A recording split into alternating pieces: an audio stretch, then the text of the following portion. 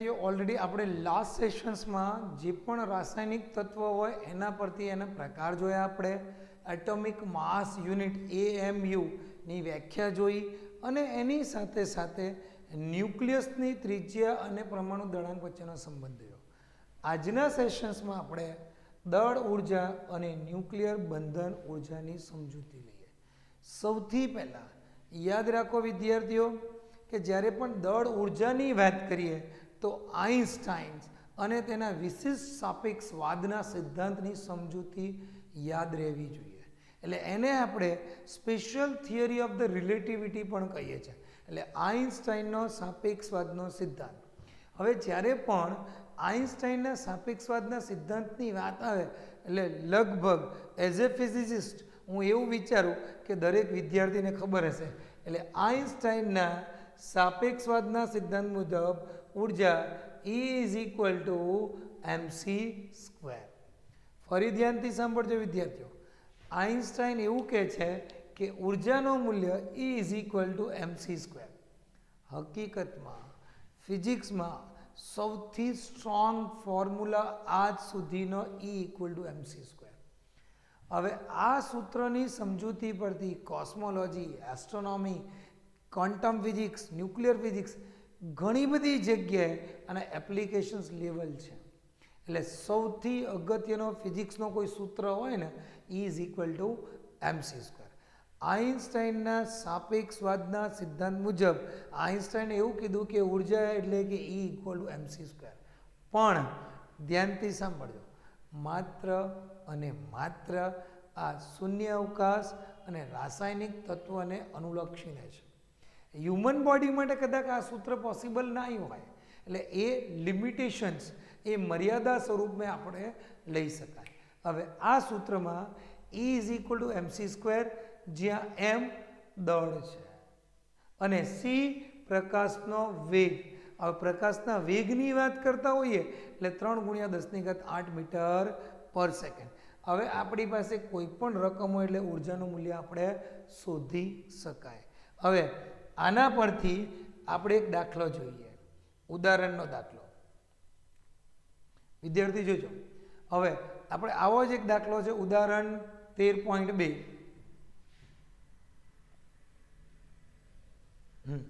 હવે આ ઉદાહરણના દાખલામાં 13.2માં 1 ગ્રામ દ્રવ્યને સમતુલ્ય ઉર્જાની ગણતરી કરો. જો 1 ગ્રામ જ દ્રવ્ય છે આપણી પાસે, એટલે આપણે ઓલરેડી રકમ શાની તમને આપેલી છે એમ, અને શું શોધવાનું છે? ઉર્જાની ગણતરી કરવાની છે.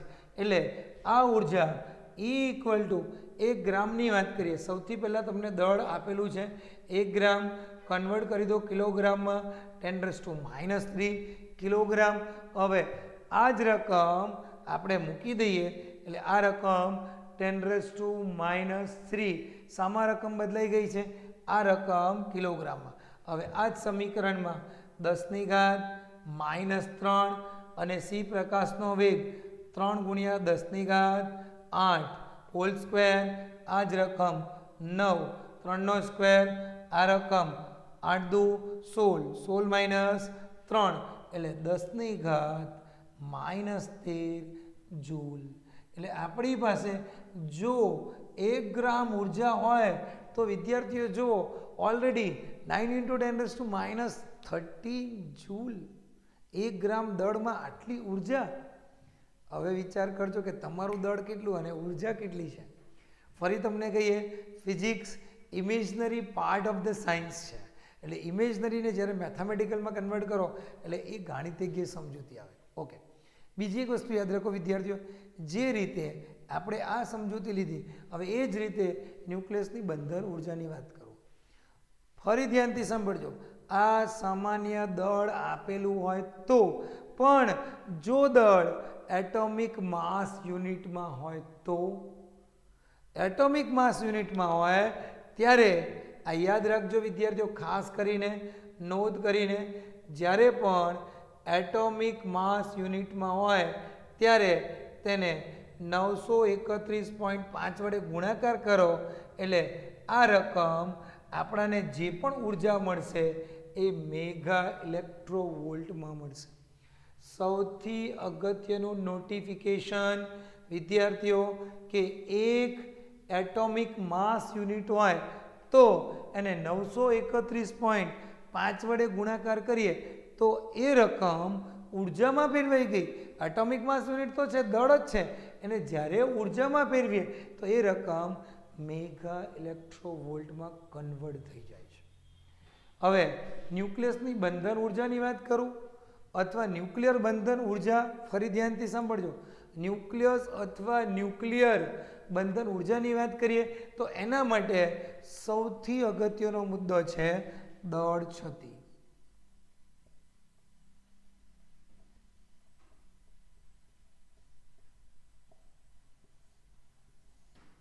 મોસ્ટ આઈએમપી દળ છતી.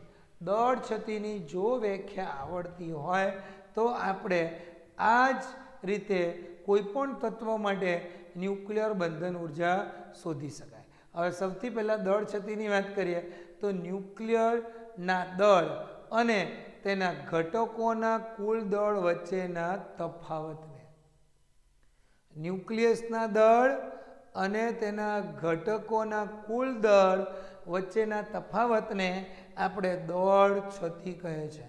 દળ છતીની સંજ્ઞા ડેલ્ટા એમ અથવા આને કેપિટલ ડેલ્ટા એમ પણ કહી શકાય. હવે કુલ દળની વાત કરીએ, દળનો તફાવત એટલે ઝેડ એમ પી, ફરી ધ્યાનથી જુઓ, વત્તા એ માઇનસ ઝેડ એમ એન, અને જે ન્યુક્લિયસનું કુલ દળ હોય આ બે વચ્ચેના તફાવતને આપણે દળ છતી કહે છે. અને આ સૂત્રને આ રીતે પણ લખાય, delta M is equal to z m p વત્તા એન એમ એન અને માઇનસ એમ. આ સમીકરણે આપણે દળ છતી મળશે. સ્ટુડન્ટ્સ ધ્યાનથી જો, આજે જે ટોપિક કરાવું છું સૌથી અગત્યનો ટોપિક છે ઉર્જા, બંધન ઉર્જા, ન્યુક્લિયર ઉર્જા. જ્યારે પણ શોધવું હોય ત્યારે આ ટોપિક યાદ રાખજો. હવે delta M is equal to Z MP વત્તા એમ એન માઇનસ એમ. હવે આ જે દળ મળશે એ દળ જો આપણી પાસે એટોમિક માસ યુનિટમાં હોય તો એને 931.5 વડે ગુણાકાર કરીશું એટલે આપણાને જે પણ ઉર્જા મળશે એ મેગા ઇલેક્ટ્રોવોલ્ટમાં મળશે. ફરી જુઓ વિદ્યાર્થીઓ, હમણાં જ જોયું કિલોગ્રામમાં હોય તો ડાયરેક્ટલી સી વડે ગુણાકાર કરીએ, અને જો કિલોગ્રામમાં ના હોય એટોમિક માસ યુનિટમાં હોય તો 931.5 વડે ગુણાકાર કરીશું તો ઉર્જાની રકમ ડાયરેક્ટલી મેગા ઇલેક્ટ્રોવોલ્ટમાં મળશે. એટલે આપણે આઇન્સ્ટાઈનના સાપેક્ષવાદના સિદ્ધાંત મુજબ E = mc² અને એના પરથી ન્યુક્લિયસ માટે પણ જે સમીકરણ લઈએ છે એ સમીકરણમાં એટોમિક માસ યુનિટ હોય તો એનું મૂલ્ય આપણે 931.5 વડે ગુણાકાર કરો એટલે એ પણ ઉર્જા સ્વરૂપે કન્વર્ટ થાય છે અને એ મેગા ઇલેક્ટ્રોવોલ્ટમાં કન્વર્ટ થાય છે. અને આના પરથી એક દાખલો આપણે ઓલરેડી ઉદાહરણનો ત્રીજો દાખલો છે એટલે 13.3 દાખલો એ તમારા માટે હોમવર્ક, આના પરથી તમે ગણી બતાવજો. એમાંય કંઈક ડાઉટ હોય ઓલરેડી, હા, અત્યાર સુધી જે પણ વિદ્યાર્થીઓ પ્રશ્નો પૂછે છે એમાંથી એ, બી, સીના અમુક વિદ્યાર્થી, ડીના વિદ્યાર્થીઓ તો પ્રશ્નો કદાચ મને પૂછતા જ નથી, કેમ કે મેજોરિટી પ્રશ્નો જે હોય આજે મેં ડિવિઝન કીધા છે ને એના પરથી. હજી તમને કહું કોઈક ડાઉટ હોય અથવા ગણતરીમાં કંઈક ન ખબર પડતી હોય તો પૂછતા રહેજો. વિદ્યાર્થીઓ, હમણાં જે રીતે આપણે ઉર્જાનું મૂલ્ય કિલોગ્રામ પરથી જૂલમાં અને એટોમિક માસ યુનિટ પરથી મેગા ઇલેક્ટ્રોવોલ્ટમાં કઈ રીતે મળે એ જોયું. હવે આ મેગા ઇલેક્ટ્રોવોલ્ટને આપણે જૂલમાં કન્વર્ટ કરવું હોય તો એ આપણાને ખબર જ છે ઓલરેડી 1 EV 1 ઇલેક્ટ્રોવોલ્ટ બરાબર 1.6 ગુણ્યા 10⁻⁻19 આપણે લેતા હતા જૂલમાં કન્વર્ટ કરવા માટે. બીજી એક વસ્તુ યાદ રાખો વિદ્યાર્થીઓ, ન્યુક્લિયોન ધ્યાનથી સાંભળજો, ન્યુક્લિયોન કોને કહેવાય? ન્યુક્લિયોન એટલે કે એ એટલે કે કોનું મૂલ્ય દર્શાવે છે? પ્રોટોન અને ન્યુટ્રોન. તો દરેક પ્રોટોન અને દરેક ન્યુટ્રોનને આપણે ન્યુક્લિયોન કહે છે.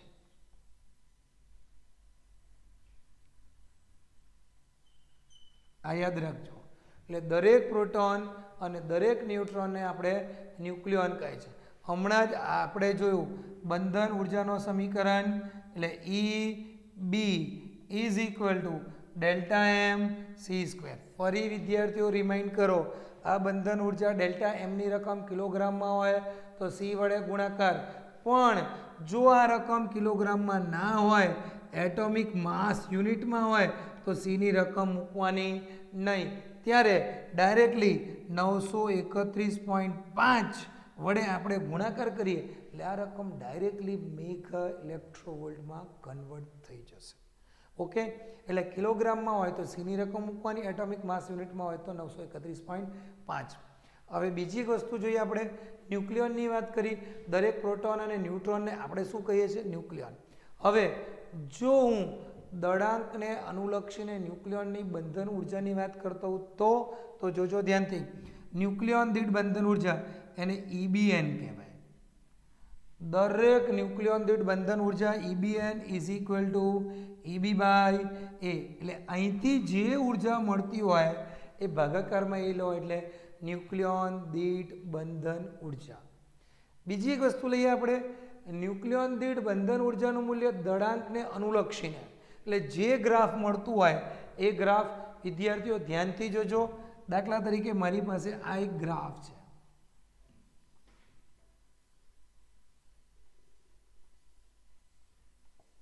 આપણે ગ્રાફિકલ મેથડ્સમાં ટેન્ટેટિવ ડિવાઈડ કરીએ છીએ, એટલે માત્ર સમજૂતી માટે આ એક ગ્રાફિકલ મેથડ છે. હવે આપણી પાસે ઓલરેડી આ દળાંક છે અને અહીંયા જે છે એ ન્યુક્લિયોન દીઠ બંધન ઉર્જાનું મૂલ્ય છે. ફરી ધ્યાનથી સાંભળજો, ન્યુક્લિયોન દીઠ બંધન ઉર્જા એટલે મેગા ઇલેક્ટ્રોવોલ્ટમાં કન્વર્ટ, એટલે આ રકમ મેગા ઇલેક્ટ્રોવોલ્ટમાં છે અને આ દળાંક છે. હવે ધ્યાનથી સાંભળજો, 0 થી માંડીને 56 સુધી આપણે કન્ટિન્યુઅસલી બંધન ઉર્જાનું મૂલ્ય જે હોય આ રીતે વધતું રહેશે. એટલે 0 થી માંડીને ક્યાં સુધી? 56 સુધી ઉર્જાનું મૂલ્ય વધે છે. પછી 56 થી માંડીને 117 સુધી એનું મૂલ્ય લગભગ અચળ રહે છે. ફરી ધ્યાનથી સાંભળજો વિદ્યાર્થીઓ, લગભગ અચળ રહે છે અને એના પછી ઉર્જાના મૂલ્યમાં ઘટાડો થાય છે. એટલે ન્યુક્લિયસની ન્યુક્લિયોન દીઠ બંધન ઉર્જા, ન્યુક્લિયોન દીઠ એટલે EB બાય એનું મૂલ્ય એના પછી સતત ઘટાડો થાય છે. બીજી એક વસ્તુ યાદ કરીએ વિદ્યાર્થીઓ, આપણે હલકા ન્યુક્લિયસની વાત કરીએ. હલકા ન્યુક્લિયસ એટલે લેસ ધેન 30, 30 કરતાં ઓછા. હલકા ન્યુક્લિયસનો જેનો પરમાણુ દળાંક 30 કરતાં ઓછો હોય એને આપણે હલકા ન્યુક્લિયસ કહેવાય. ભારી ન્યુક્લિયસ એટલે જેનો પરમાણુ દળાંક અથવા પરમાણુ ભારાંક 170 કરતાં વધારે હોય એનો. 170 કરતાં વધારે હોય એટલે ઉર્જાનું મૂલ્ય ઘટે. અને હલકા ન્યુક્લિયસ એટલે 30 કરતાં ઓછા, એનું મૂલ્ય એકાએક વધે. એટલે આપણે જે ગ્રાફ લીધો છે એ ગ્રાફમાં હલકા ન્યુક્લિયસ એટલે 30 ન્યુક્લિયસ સુધી ન્યુક્લિયોન દીઠ બંધન ઉર્જાનું મૂલ્ય એકાએક વધશે. ફરી યાદ કરાવો વિદ્યાર્થીઓ, ન્યુક્લિયસની બંધન ઉર્જા એટલે EB અને ન્યુક્લિયોન A એટલે ન્યુક્લિયોન દીઠ બંધન ઉર્જા એટલે EB બાય A. અને આપણા ટેક્સ્ટ બુકમાં અને રેફરન્સ બુકમાં અને એક્ઝામમાં જેટલા પણ દાખલાઓ પૂછાય છે, મેજોરિટી કેસમાં આપણે જે પણ દળ લેતા હોય એ એટોમિક માસ યુનિટમાં જ છે. તેથી ન્યુક્લિયોન દીઠ બંધન ઉર્જાનું મૂલ્ય પણ મેગા ઇલેક્ટ્રોવોલ્ટના ક્રમમાં જ મળે છે. એક ટોપિક લઈએ, ન્યુક્લિયર ફોર્સ, ન્યુક્લિયર બળ. ઓલરેડી આપણે 11માં વાંચી ગયા છે. મૂળભૂત 4 પ્રકારના બળ હોય: ગુરુત્વાકર્ષણ બળ, વિદ્યુત બળ, સ્ટ્રોંગ ન્યુક્લિયર બળ અને વીક ન્યુક્લિયર બળ. એમાં પણ થોડુંક યાદ કરીએ જે 11થમાં જે આપણે વાંચી ગયા છે, સૌથી પ્રબળ બળ જે હોય એ સ્ટ્રોંગ ન્યુક્લિયર બળ, સ્ટ્રોંગ ન્યુક્લિયર ફોર્સ. એના પછી થોડુંક વીક જે હોય એ ઇલેક્ટ્રોમેગ્નેટિક ફોર્સ, એને આપણે વિદ્યુત ચુંબકીય બળ પણ કહેવાય. અને એના પછી વીક ન્યુક્લિયર ફોર્સ, અને સૌથી વીક જે હોય એ ગુરુત્વાકર્ષણ બળ એટલે ગ્રેવિટેશનલ ફોર્સ, એટલે સૌથી પ્રબળ સ્ટ્રોંગ ન્યુક્લિયર બળ. હવે જ્યારે હું ન્યુક્લિયર બળની વાત કરતો હોઉં, ન્યુક્લિયર ફોર્સની વાત કરતો હોઉં, તો વિદ્યાર્થી યાદ રાખો કે વિદ્યુત ભારો વચ્ચે લાગતા કુલમ બળ અને દળો વચ્ચે લાગતા ગુરુત્વ બળ કરતાં ન્યુક્લિયર બળ ઘણું પ્રબળ હોય છે. હમણાં જે રીતે આપણે સમજૂતી જોઈ, સૌથી વધારે સ્ટ્રોંગ ન્યુક્લિયર બળ પ્રબળ. ન્યુક્લિયસની અંદર રહેલા પ્રોટોન વચ્ચે કુલમ અપાકર્ષણ બળ પર પ્રભુત્વ સ્થાપિત કરવું પડે છે. એટલે એવું કહી શકાય કે સ્ટ્રોંગ ન્યુક્લિયર બળ ક્યાં લાગે છે? ન્યુક્લિયસની અંદર. પ્રોટોન ન્યુટ્રોન વચ્ચે લાગતા બળને આપણે સ્ટ્રોંગ ન્યુક્લિયર બળ કહે છે. જ્યારે એની આજુબાજુ ભ્રમણ કરતા ઇલેક્ટ્રોન અને ઇલેક્ટ્રોનના ઉત્સર્જન કાંઠે જે બીટા કણ મળતું હોય, એટલે ઇલેક્ટ્રોનના ઉત્સર્જન માટે બીટા કણ જે મળતો હોય એના માટે જવાબદાર બળને આપણે વીક ન્યુક્લિયર બળ કહે છે. બે ન્યુક્લિયોન વચ્ચેનું ન્યુક્લિયર બળ તેમની વચ્ચેના કેટલાક ફેમ્ટોમીટર કરતાં વધુ અંતરેથી ઝડપથી ઘટીને શૂન્ય પણ થઈ શકે છે. એટલે આપણે એવું કહેવાય કે મોટા કદના ન્યુક્લિયસમાં બળોનો સેચ્યુરેશન પોઈન્ટ થાય છે, એટલે સેચ્યુરેશન થાય છે. સામાન્ય એવું કહેવાય કે બળોની સંતૃપ્તતા થાય છે. બીજી એક વસ્તુ યાદ રાખો વિદ્યાર્થીઓ, આપણે ઓલરેડી જે ગ્રાફિકલ મેથડ્સમાં જોઈએ, એ ગ્રાફિકલ મેથડમાં એટલું યાદ રાખજો કે હમણાં આપણે જોયું કે જે ન્યુક્લિયસ ત્રિજ્યા જો એ ફેમ્ટોમીટરના ક્રમમાં હોય છે, અને એનો વિસ્તાર પણ જોયો એ ક્યાંથી ક્યાં 1.1થી માંડીને 1.2, અને સામાન્ય આપણે ગાણિતજ્ઞ માટે એટલે દાખલાઓની ગણતરી માટે 1.2 ટેક્સ્ટબુક પ્રમાણે લઈએ છીએ. પણ બે ન્યુક્લિયોન વચ્ચેની સ્થિતિ ઉર્જાનો અંતરના વિધેય તરીકે જો આપણે કોઈ પણ આલેખ લઈએ તો તે લગભગ 0.8 ફેમ્ટોમીટર જેટલા અંતરનો જ હોય છે. અને આ અંતરને આપણે સ્થિતિ ઉર્જા માટેનું લઘુત્તમ અંતર કહે છે. વિદ્યાર્થીઓ, આજ માટે આટલું જ.